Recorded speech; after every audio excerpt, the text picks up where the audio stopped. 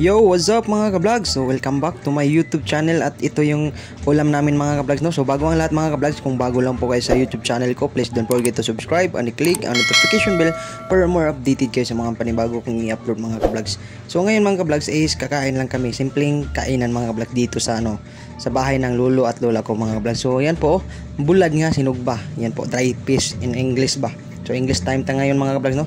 So yung kita natin yung katawan ko dito mga ka-vlogs, no. Sobrang laki na talaga mga ka-vlogs. So kailangan talaga natin ng mag-diet mga ka-vlogs. Pero yung kanin, no, ang dami. Hindi talaga ito diet mga ka-vlogs, no. Ay, ang sarap talaga kumain mga ka-vlogs kasi yan, no.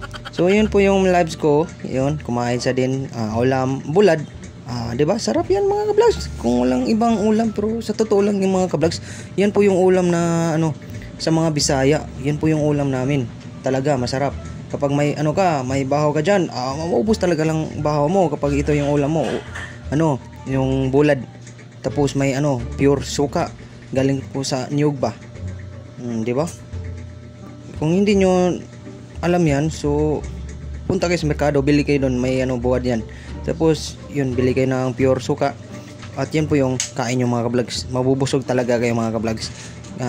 Yan po yung sabi ko, totoo yan, mabubusog talaga kayo. Mas mabuti mga ka-vlogs kung may kayo, noodles ba, tapos may bulad, diba?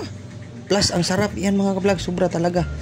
Yan diba, dagko kayo may kain mga ka-vlogs, no? Dagko kayo sa kain, dagko kayo kain, diba? Pero hirapan kasi ako sa Tagalog mga ka-vlogs, kaya yun, magbibisaya tayo minsan, no? Kaya yan po yung original lingwahe natin Bisaya, tapos Tagalog.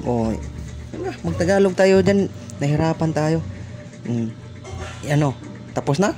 Ayos Tapos na yung kain mga ka-vlogs. Hanggang dito na lang tayo sa video, no?